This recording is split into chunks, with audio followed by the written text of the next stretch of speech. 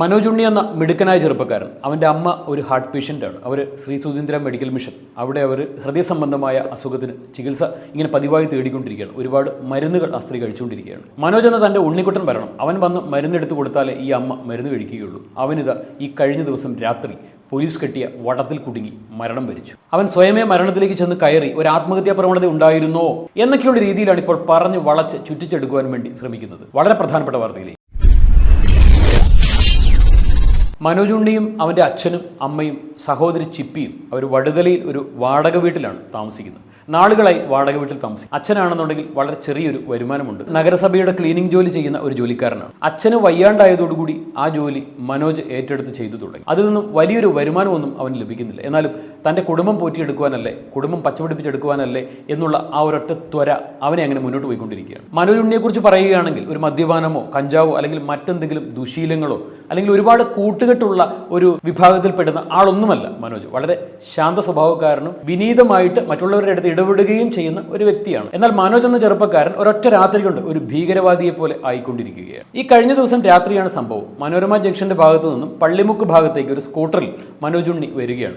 രാത്രി 9 മണി സമയമാണ്. ഈ പാലമിറങ്ങി മുന്നോട്ട് വരുമ്പോൾ നമുക്ക് എല്ലാവർക്കും അറിയുന്നത് പോലെ തന്നെ വളരെ സ്ട്രെയിറ്റ് ആയിട്ടുള്ള നല്ല സ്പീഡിൽ വാഹനങ്ങൾക്ക് വരുവാൻ പറ്റുന്ന രീതിയിലുള്ള ഒരു റോഡാണത്. മനോരമ ജംഗ്ഷൻ കഴിഞ്ഞ് പാലത്തിലേക്ക് കയറി കഴിഞ്ഞാൽ വളരെ വേഗതയിലാണ്, ഈ പകലാണെങ്കിൽ കൂടെ വാഹനങ്ങൾ അതിലൂടെ പോകാറുള്ളൂ. കാരണം ഒരുപാട് ട്രാഫിക് ബ്ലോക്ക് ഉള്ള സമയത്ത് മാത്രമാണ് ഒരു എഴച്ചിലുണ്ടാവുക. എന്നാൽ തിരക്ക് കുറവുള്ള സമയത്ത് അതിരാവിലെയൊക്കെ നമ്മൾ അതിലൂടെ ചെന്ന് കഴിഞ്ഞാൽ ഭയങ്കര സ്പീഡിലാണ് അതിലൂടെ വാഹനങ്ങൾ പോകുന്നത്. ഇത് രാത്രി 9 മണി സമയം എന്ന് പറഞ്ഞാൽ എറണാകുളത്തെ തിരക്ക് നമുക്ക് എല്ലാവർക്കും അറിയുന്ന പോലെ തന്നെ ഒരു 7:30-8 മണിയോട് കൂടിയിട്ട് ആ വലിയ ആ തിരക്ക് അങ്ങോട്ട് അവസാനിക്കും. പിന്നെ ഒരു 8:30 മണി 8:45 എത്തിക്കഴിഞ്ഞാൽ തിരക്ക് നല്ല രീതിയിൽ താഴും.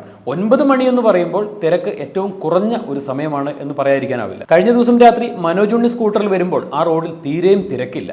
വളരെ ആളൊഴിഞ്ഞ മട്ടിലാണ് ആ റോഡുള്ളത്. കാരണം രാത്രി സമയമാണ്, ഒരു ഹോളിഡേ മൂഡിലാണ് ആളുകൾ എല്ലാവരും ഉള്ളത്. നാടിൻ്റെ പ്രധാനമന്ത്രി നാട്ടിലേക്ക് എത്തുകയാണ്. അപ്പോൾ സ്വാഭാവികമായിട്ടും പോലീസ് കനത്ത ബന്ദോബസ്ത് ഒരുക്കും. അങ്ങനെ പോലീസ് ഒരുക്കുന്ന ആ ഒരു സേഫ്റ്റി മെത്തേഡ്സ് എല്ലാം അതിലെല്ലാം കൃത്യമായിട്ടുള്ള പ്രോട്ടോകോൾ ഉണ്ട്. ഹൈക്കോടതിയുടെ നിർദ്ദേശം ശക്തമായി ഉണ്ട്. പക്ഷേ പോലീസ് ഇതെല്ലാം കാറ്റിൽ പറത്തിക്കൊണ്ട് മനോരമ ജംഗ്ഷനിൽ നിന്നും പാലം ഇറങ്ങി ആ സ്ട്രെയിറ്റ് റോഡ് തുടങ്ങുന്നിടത്ത് തന്നെ ഒരു വടം വലിച്ചു കെട്ടിയിരിക്കുകയാണ്. ബൈക്കിൽ അല്ലെങ്കിൽ സ്കൂട്ടറിൽ വരുന്ന ആളുടെ കഴുത്തിൽ കുരുങ്ങുന്ന അത്രയും ഹൈറ്റ്. ഈ വടം വലിച്ചു കെട്ടിക്കഴിഞ്ഞാൽ നമുക്കറിയാം ഈ വടത്തിൽ എന്തെങ്കിലും ഒരു കൊടിതോരണങ്ങൾ പോലെ അങ്ങനെ എന്തെങ്കിലുമൊക്കെ ഇതിൽ തൂക്കിയിടുകയോ അങ്ങനെ എന്തെങ്കിലുമൊക്കെ ചെയ്യണം. പകലാണെങ്കിൽ കൂടെ അത് കാണുവാൻ വേണ്ടി സാധിക്കുകയില്ല. എന്നാൽ നേരെ എതിർഭാഗത്തു നിന്നൊരു വാഹനത്തിന്റെ ലൈറ്റ് അടിക്കുകയോ അതല്ലെന്നുണ്ടെങ്കിൽ ഈ വടം കെട്ടിയ ഭാഗത്ത് സ്ട്രീറ്റ് ലൈറ്റിൻ്റെതായിട്ട് ഒരുപാട് വെളിച്ചമോ മറ്റുള്ള സൗകര്യങ്ങളോ ഒന്നും ഇല്ലായിരുന്നു എന്ന് പറയപ്പെടുന്നുണ്ട്. അല്ലെങ്കിൽ തന്നെ രാത്രിയിൽ വളരെ വേഗത്തിൽ വരുന്ന ഒരു ബൈക്ക് അല്ലെങ്കിൽ ഒരു കാർ അവർക്ക് എങ്ങനെ കാണുവാൻ വേണ്ടി സാധിക്കും? ദൂരത്തായിട്ട് ഒരു വടം ഇങ്ങനെ ക്രോസ് ചെയ്ത് കെട്ടിയിട്ടുണ്ടെങ്കിൽ ആ വടത്തിൽ കൃത്യമായി തോരണങ്ങൾ പോലെ എന്തെങ്കിലും തൂക്കിയിടുകയോ അല്ലെങ്കിൽ ബാരിക്കേഡുകൾ തീർക്കുകയോ, ഇനി അതൊന്നുമല്ലെന്നുണ്ടെങ്കിൽ പോലീസുകാരവിടെ ഒരു 3-4 പേര് മധ്യഭാഗത്ത് നിരന്ന് നിൽക്കുകയോ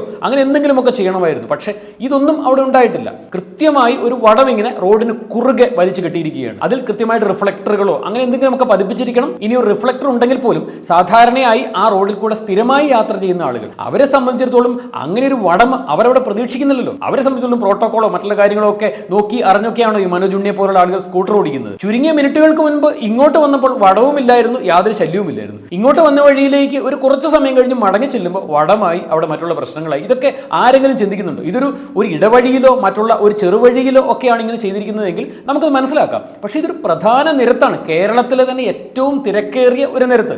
ആ നിരത്തിലാണ് ഇങ്ങനെ ഒരു വടം കെട്ടുന്നത് എന്നുള്ള ഓർക്കണം. യാതൊരു ന്യായീകരണവും ഒരാൾക്കും ഉന്നയിക്കുവാൻ വേണ്ടി ആവില്ല. ഇപ്പോൾ പറഞ്ഞ് കാര്യങ്ങൾ വളച്ചൊടിച്ച് കൊണ്ടുവരുന്നത് മനോജ് ഉണ്ണി അമിത വേഗതയിലായിരുന്നു എന്നുള്ളതാണ്. CC ക്യാമറ വിഷയങ്ങളൊക്കെ പുറത്തു വന്നിട്ടുണ്ട്. ആ വേഗത നമ്മളെല്ലാവരും കണ്ടതാണ്. അപ്പോൾ ഈ പാലം ഇറക്കമിറങ്ങി വരുന്ന ഒരു വാഹനം, അവൻ്റെ മുമ്പിലും മറ്റു വാഹനങ്ങളില്ല, അവനെതിരെയും മറ്റു വാഹനങ്ങൾ ലൈറ്റ് അടിച്ചുകൊണ്ട് വരുന്നില്ല. സ്വാഭാവികമായിട്ടും അപ്രത്യക്ഷിതമായി ഇങ്ങനെ ഒരു വടം കെട്ടിയിട്ടുണ്ടെങ്കിൽ അതിലേക്ക് ചെന്ന് കയറാം. അത് ശ്രദ്ധിക്കേണ്ടിയിരുന്ന പോലീസ് തന്നെയാണ്. ഇതിന് യാതൊരു ന്യായീകരണവുമില്ല. ഒരു കൊച്ചു ചെറുപ്പക്കാരന്റെ ജീവൻ എടുക്കപ്പെട്ടിരിക്കുകയാണ്. ഇത് നമ്മുടെ നാട്ടിൽ പാർട്ടിക്കാർ നടത്തുന്ന ബന്ധോ ഹർത്താലോ അങ്ങനെ അല്ലെന്നുണ്ടെങ്കിൽ മറ്റെന്തെങ്കിലും വഴിതടയലോ അങ്ങനെ എന്തെങ്കിലും ഉണ്ടായി കഴിയുമ്പോൾ റോഡിന് കുറുകെ ഒരു വടം വലിച്ചു കെട്ടുക, അല്ലെങ്കിൽ ഒരു കയറ് വലിച്ചു കെട്ടുക, ഇത്തരത്തിലുള്ള പ്രക്രിയ സാധാരണ വിവരമില്ലാത്ത ആളുകൾ, വെറുതെ റോഡിൽ കൂടെ നടക്കുന്ന യാതൊരു വകതിരിവുമില്ലാത്ത ആളുകൾ പോലും ചെയ്യാത്ത രീതിയിലാണ് നമ്മുടെ പോലീസ് ഈ വിക്രിയ ചെയ്തിരിക്കുന്നത്. ഒരു സാധാരണ കോമൺ സെൻസോട് ചിന്തിക്കുന്ന ആരെങ്കിലും ചെയ്യുന്ന ഒരു പണിയാണോ ഇത്? കാരണം ഒരു സ്ട്രീറ്റ് ലൈറ്റിന് വെളിച്ചമോട് ഉണ്ട് എങ്കിൽ പോലും നടു റോഡിൽ കുറുകെ ഒരു വടം വലിച്ചു കെട്ടുക എന്ന് പറഞ്ഞു കഴിഞ്ഞാൽ എന്തുമാത്രം വലിയ തോന്നിവാസമാണ് ഇവർ ചെയ്തിരിക്കുന്നത്. ഈ വടം റോഡിന് കുറുകെ എടുക്കുന്ന നിമിഷം തന്നെ അവർ, ഈ പോലീസുകാർ തന്നെ അവിടെ നിരന്നു നിൽക്കണം. അങ്ങനെ നിരന്നു നിൽക്കുന്നുണ്ട് എന്നുണ്ടെങ്കിൽ ഒരു കാരണവശാലും ഈ ചെറുപ്പക്കാരൻ ഓടിച്ചു വന്നതിൽ കയറില്ല. ഇനി അവർക്ക് നിറഞ്ഞു നിൽക്കാൻ വേണ്ടി ആളില്ല, അല്ല അവർക്ക് മനസ്സില്ല, രാത്രി അവർക്ക് ഉറക്കം വരുന്നുണ്ടോ, മറ്റെന്തെങ്കിലും പ്രശ്നമുണ്ടോ, അവർ സൈഡിൽ മാറി കസേരയിട്ടിരുന്നോളട്ടെ. ഒരു ബാരിക്കേഡ് തീർക്കുന്ന ഒരു സംവിധാനമുണ്ട് പോലീസിന്. അതിനു വേണ്ടിയിട്ടുള്ള എല്ലാ സംവിധാനങ്ങളും നമ്മുടെ സർക്കാർ കൊടുത്തിട്ടുണ്ട്. ഇതൊക്കെ കഴിഞ്ഞ് വെച്ചിട്ട് പോലീസ് പറയുകയാണ് അമിത വേഗത്തിലാണ് മനോജ് ഉണ്ണി സ്കൂട്ടർ ഓടിച്ച് വന്ന് കയറിയത് എന്നുള്ളത്. രാത്രി 9 മണിക്ക് റോട്ടിലൊരു വണ്ടി ഇല്ലാതിരിക്കുമ്പോൾ അവൻ കുറച്ച് വേഗതയിലായിരിക്കും വന്നിരിക്കുന്നത്. റോഡ് എന്ന് പറയുന്നത് സ്കൂട്ടറിൽ നിന്ന് നിലത്തിറങ്ങിയിട്ട് ഇങ്ങനെ തള്ളിക്കൊണ്ട് പോയി ഉരുട്ടിക്കൊണ്ട് പോകാനുള്ള സംഭവം അല്ലല്ലോ റോഡ്.